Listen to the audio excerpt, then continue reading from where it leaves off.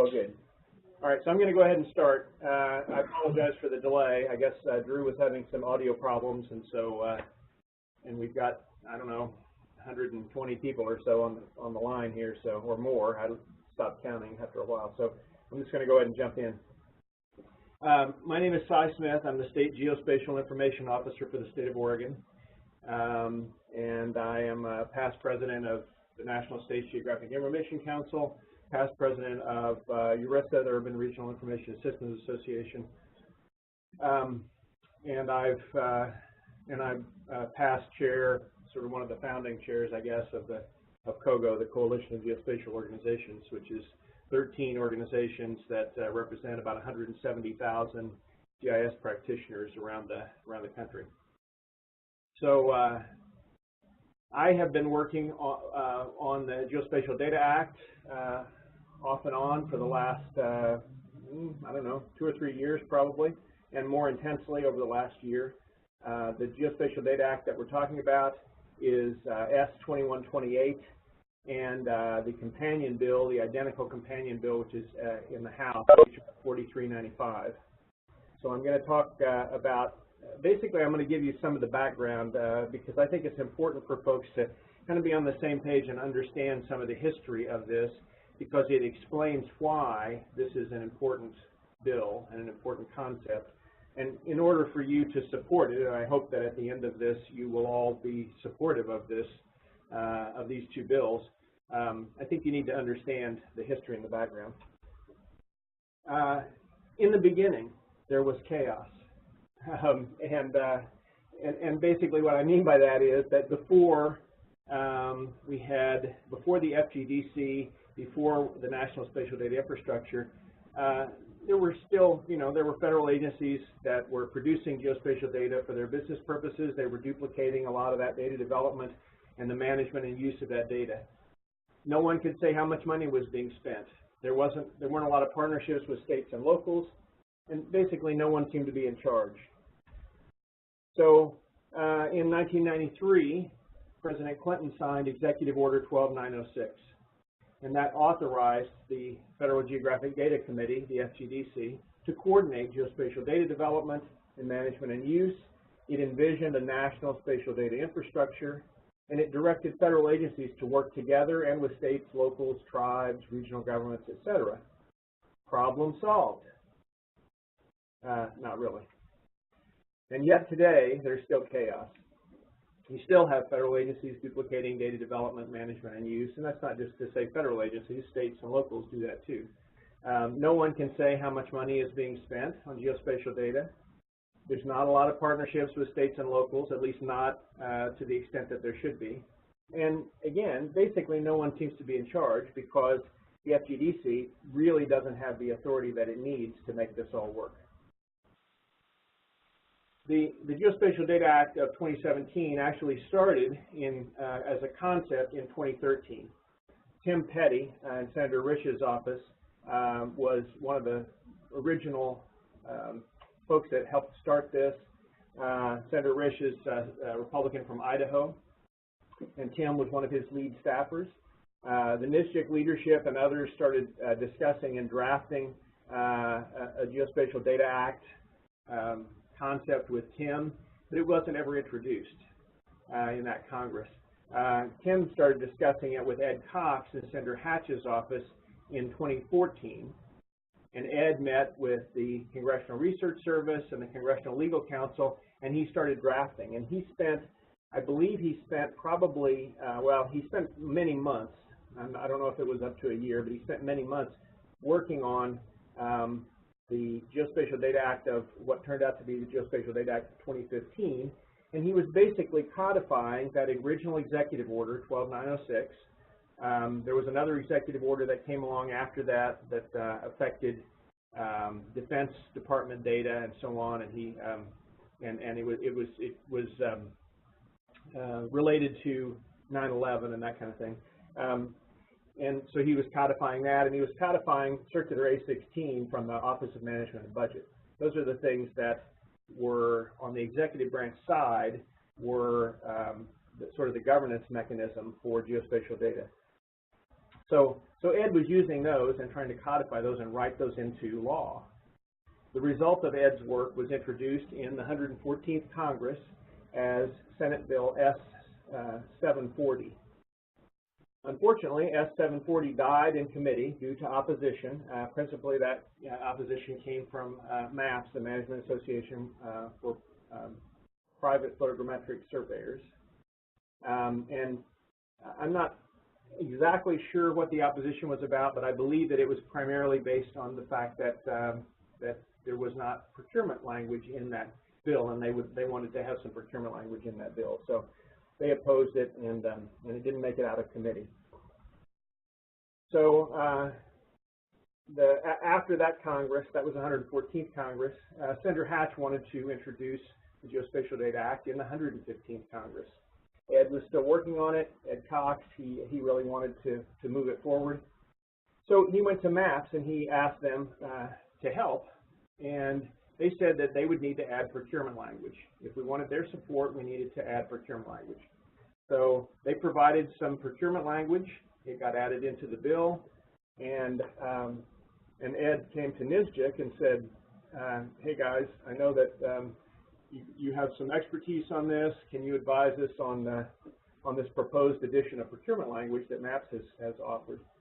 And NISJIC asked me to help because we had been dealing with those issues in Oregon. We dealt with those issues a few years ago and basically resolved, at least within Oregon, the professional boundary between surveyors and GIS, and that also helped us resolve the issue around procurement for geospatial data and services. So we worked through Ed to try to find a way to keep the procurement language and maintain MAPS support, and that was the key thing. We were trying to find a way that we could not have MAPS come back and say, look, we can't support this because it doesn't have this language in it, but we needed to make sure that we were including that language in a way that we thought would be acceptable and not change existing procurement laws and regulations. So that's what we were after. We came up with some compromise language after several months of working together and agreed upon that with MAPS. NISJIC actually took that language to an attorney, and we got the green light. He said, yeah, I think you're right. I've looked at existing law around procurement for geospatial data and surveying. I've looked at this bill, and I don't believe that this would negatively impact or expand the existing procurement laws and regulations. So with that, the bills were introduced in the House and Senate in May of 2015, and the bill numbers for those older bills is HR 3522 and S1253. Those bills are still out there. When a bill gets introduced in Congress, it stays there. It doesn't go away until the end of that Congress. It's either enacted or it dies. If it gets assigned to a committee and it doesn't get a hearing, then most likely it dies in that committee. So that's where those two bills are. The geospatial community did not approve of those two bills, to put it mildly. I'm sure many of you know all about that.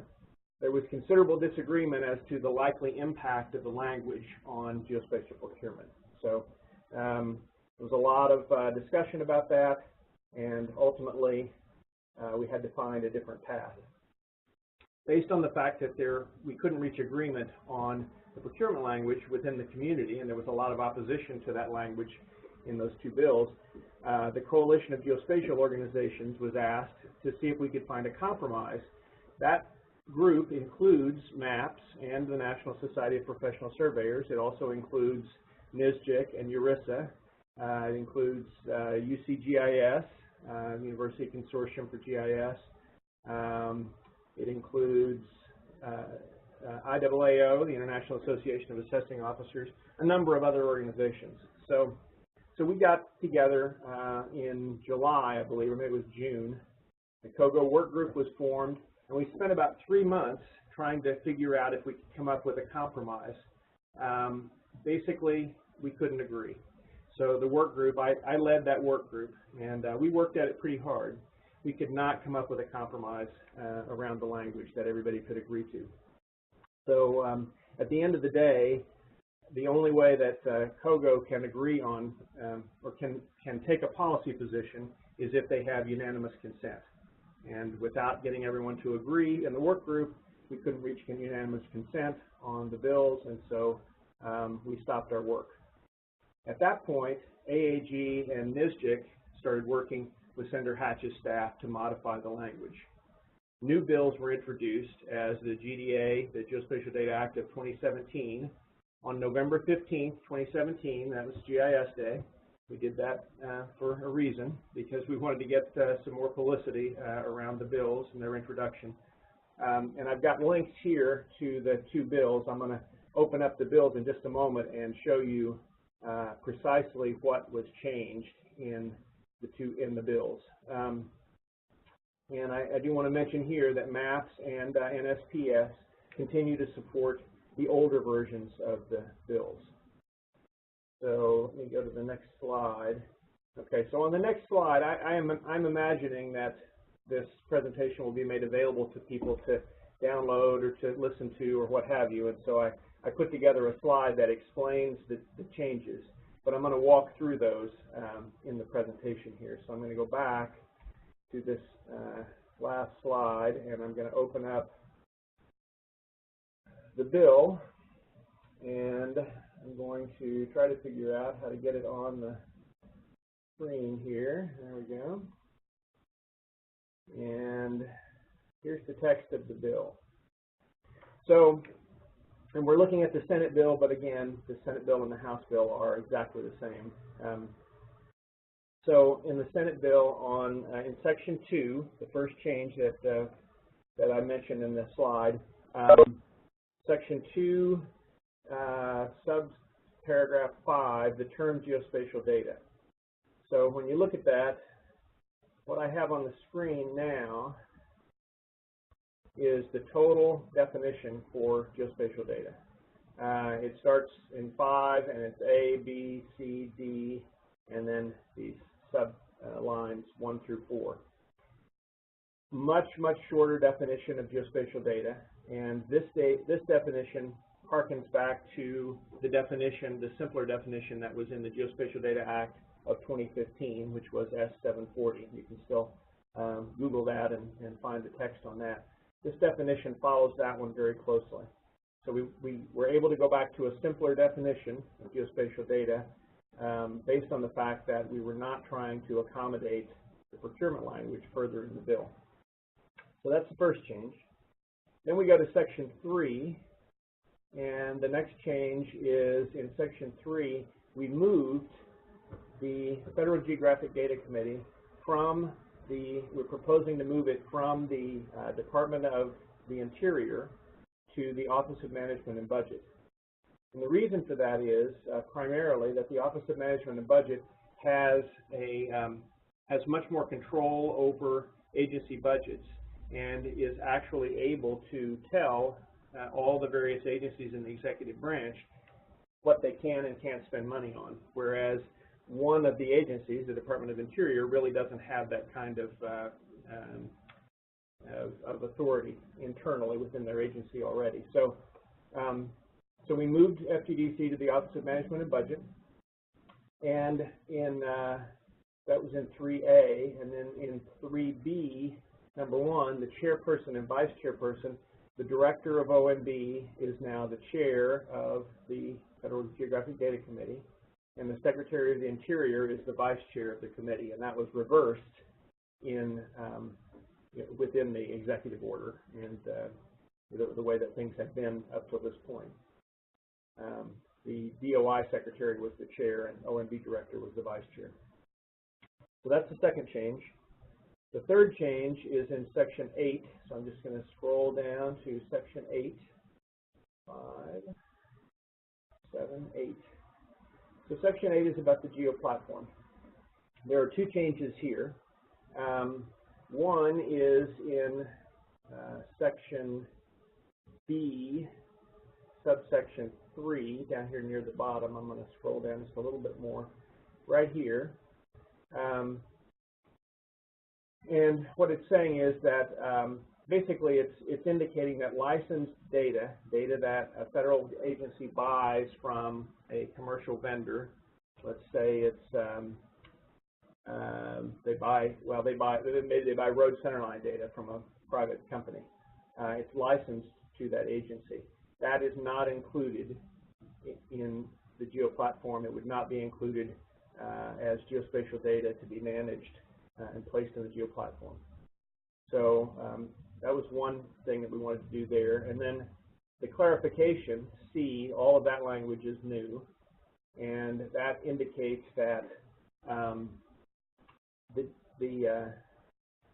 basically that's enabling or allowing federal agencies to use their own websites in addition to the Geo Platform to disseminate data to their clients, customers, etc.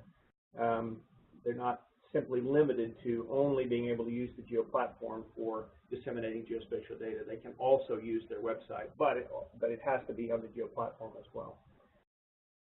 And then the last change to mention is in Section 10, all the way at the bottom. Well, I guess that's not the last one to mention, but one of the last things is about Section 10. We say now, on or after the date that's 5 years after the date of enactment of this Act, federal funds shall not be available for collection, production, acquisition, maintenance, or dissemination of geospatial data that does not comply with applicable standards.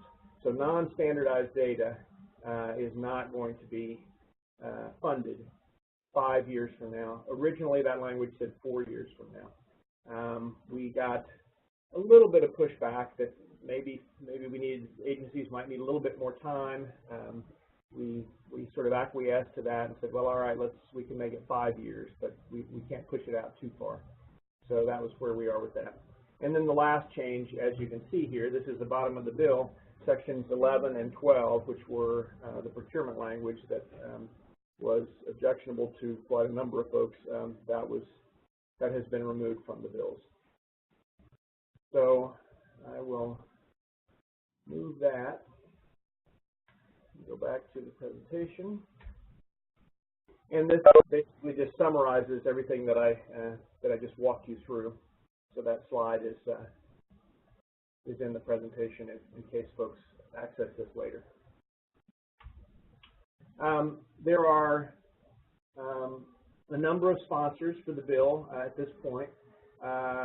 On the Senate side, S2128, Senator Hatch and Senator Warner were sort of the original sponsors or co-sponsors, but Senator Heller and Senator Wyden came on as co-sponsors the day of introduction, and so we were able to include them.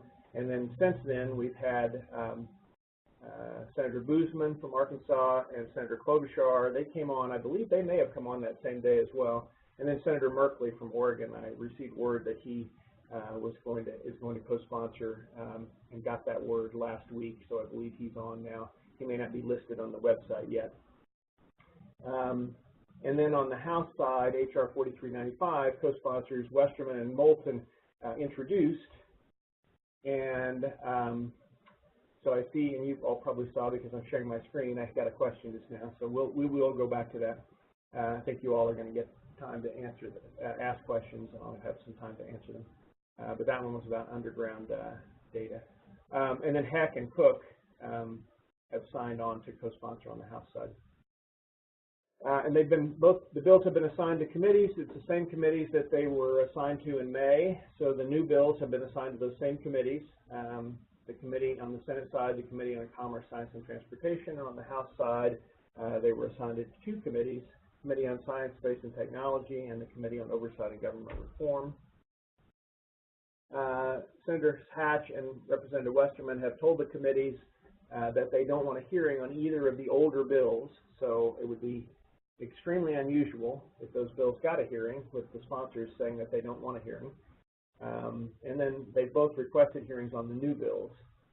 And we feel like that S2128 is likely to move first based on the number of co-sponsors that it has and Senator Hatch's support. The AAG has been promoting a sponsor support letter that has over 40 high-profile signatories. So they've been asking organizations and companies to sign on to that. ESRI, Google, and Tesla have signed that letter, as well as most of the geospatial professional associations.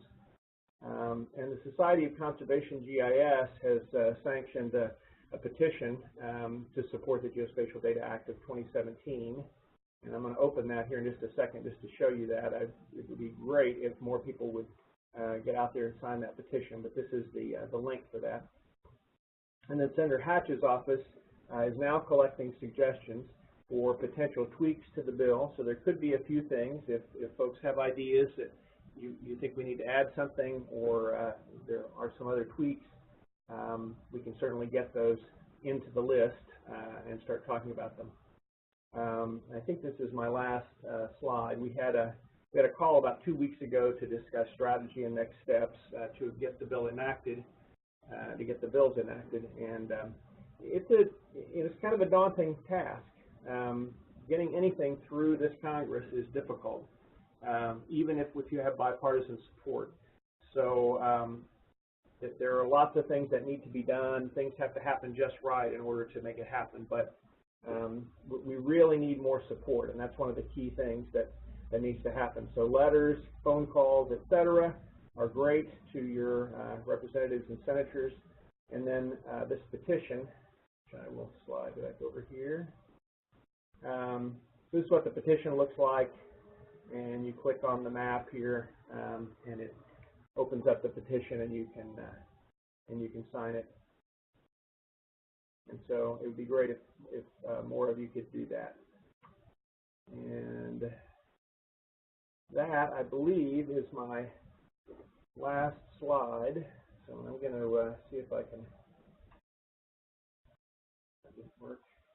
Let me see if I can get back out of the presentation.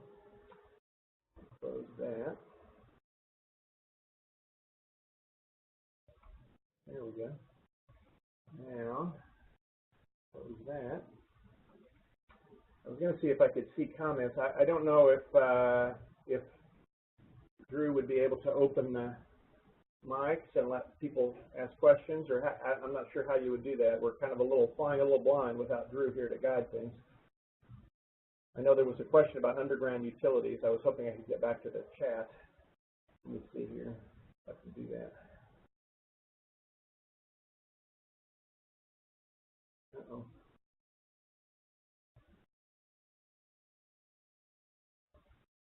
If I haven't closed out. That's not good. Can you folks hear me still?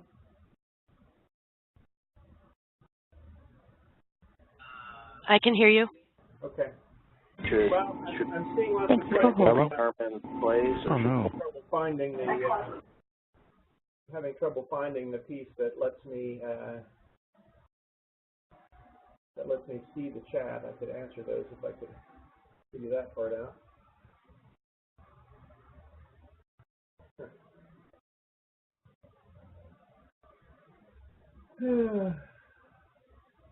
Technology going to, here we go, chat. Look at that. Okay. All right, so I will just go down through the questions here. Thanks for everybody letting me know you can hear me. That's great. There's got to be a question here. I can hear you, but it's pretty quiet. We'll get to questions here in a second. Okay, we have one question about how are subsurface features such as natural gas pipelines addressed? Well, so it's probably a good question. So they're addressed in the sense that I believe they are part of, and I don't have all of this memorized, but I believe that they are part of the NGDA, the National Geospatial Data Assets. So assuming that they are, they would be addressed just as everything else is addressed. They should be available on the Geo Platform, and you know, to the extent that they are available at all. So, but there, none of the individual data sets like that are called out in the bill. So if it's not, you may know this better than I do, the person who asked the question, but if they're not part of the NGDA now, then they wouldn't be specifically addressed. I don't know if this, so I see, please send a link to copy for the petition. I think I will probably get with Drew afterwards and make sure that the presentation is going to be out there for folks, and then maybe we could get the petition, you know, maybe a GITA could post that, or I'll figure out a way to do that. Can you go back to the Twitter post? Well, I can. I'll try to do that in a second. Let me get through a few more of these. If there are no standards, will they be preventing us from getting funding to collect the data? Well, so the answer to that, I think, is that there are things right now where there aren't standards. So the point of the legislation, I believe, and I'd have to go back and read that a little more carefully, but I believe the point is that they simply have to follow existing standards. If there aren't any existing standards yet, then, you know, obviously we need to fix that, but there's a process for that. So I think the point was that if there are existing standards, they need to be followed. And if they're not following them 5 years from now, then you're not going to get, the funding won't continue. So, but I don't think that it's not going to stop funding for data sets where the standards just simply haven't been developed yet. And I know that there are some things out there like that. With removing Section 11, does that mean there's no more language requiring licensed surveyors, architects for geospatial data creation so far? Yes, that's what that means. That was the language in Sections 11 and 12. There is no other language in the bill related to that, related to licensing or procurement. And lots of people have said yes. So with removing Section 11, no more language, that's the same question. Sorry, size, oh, that's Drew. Will there be panoramic video available? I'm assuming that doesn't mean panoramic video available of this presentation, because no, there will not. So I'm not sure what that means. Are NPMS data sets part of the NGDA? I don't know what that acronym means. I'm sorry. If somebody wants to follow up with what that means, that would be great. The 5-year standard clause will stop any innovation. Wetland maps are a 2D FGDC standard. Wetlands by nature are 4D, making the 2D standard obsolete. Okay, well, that's fair enough. I appreciate that comment. We definitely need to take that into account. So I will definitely. I'm hoping. I imagine Drew is listening. So Drew, I definitely need to get copies of this chat string so that I'm not trying to jot down notes while I'm walking through this. The primary issues with procurement. Do you expect that to be from MAPS? MAPS does oppose these two new, MAPS and MSPS right now do oppose these two new bills. That's my understanding. So, and they just simply believe that there needs to be procurement language in here. The primary issue from their perspective is that they believe that my understanding of their belief or their position is that the existing laws are not being followed very well, and that they would like to see, if we're going to have a Geospatial Data Act, they would like to see clarification of existing procurement laws, the Brooks Act and the Federal Acquisition Regulations, to make it, you know, more clear to federal agencies what those laws mean in terms of procurement for geospatial data. So that language is not there now.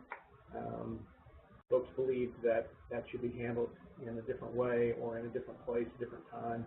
So that's where we are. Who would be responsible for compliance with data standards? Well, that would be FGDC. That's their job.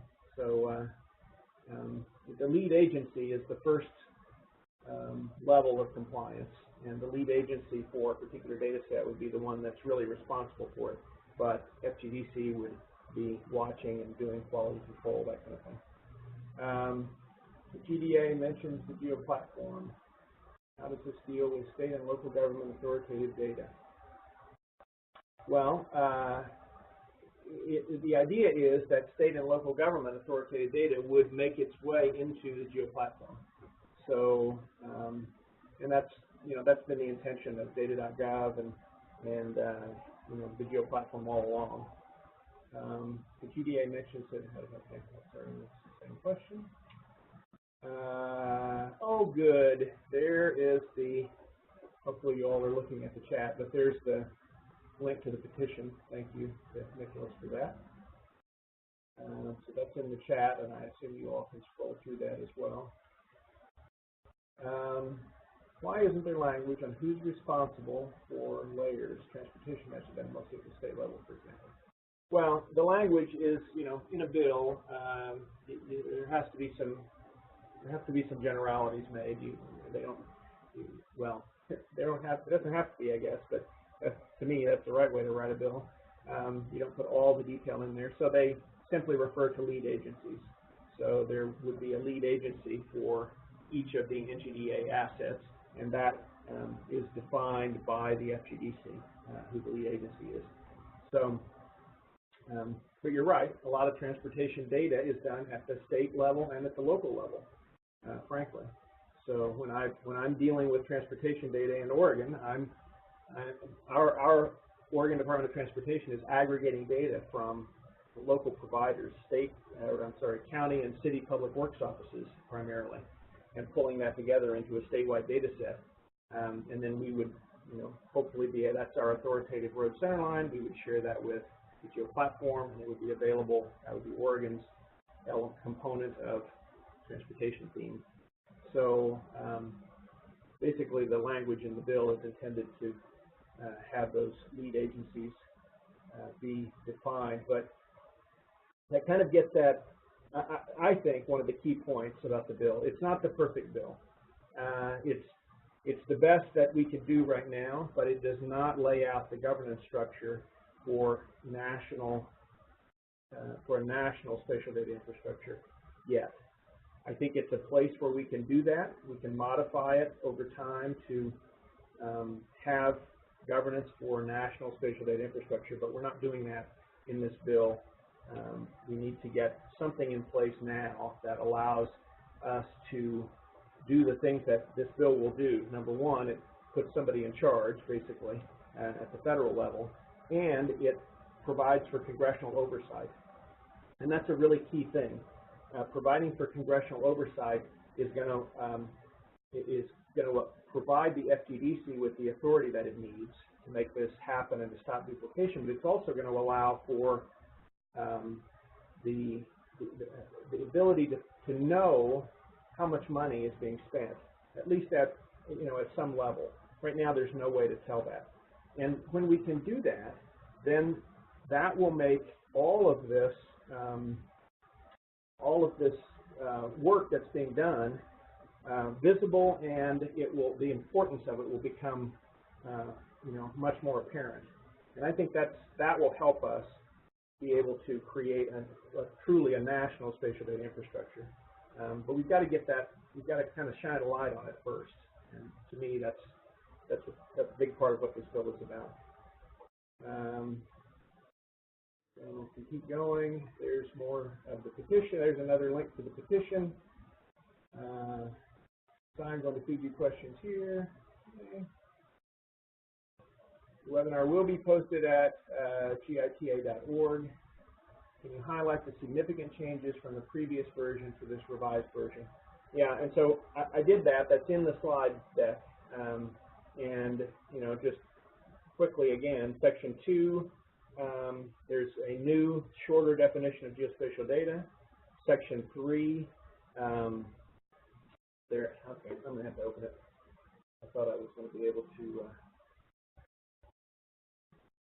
I would be able to remember, but I can't. There it is. Section 2, simplified definition of geospatial data. Section 3, A and B, the FGDC is placed in the Office of Management and Budget. Section 8 ensures that licensed data is not included in the Geo Platform and allows agencies to also use their own websites to disseminate data in addition to the Geo Platform. Section 10 extends the time when federal funds will end for non-standardized geospatial data to 5 years instead of 4, and sections 11 and 12 are eliminated. So that is, those are the significant changes. And I don't see any other questions. So Drew says that when we're done, let me go get the directions. Drew says, once all questions are done, we can thank everyone for attending. And he provides his sincere apologies for his failed audio. So that is, I think that's all for today. It looks like we've made it through the questions.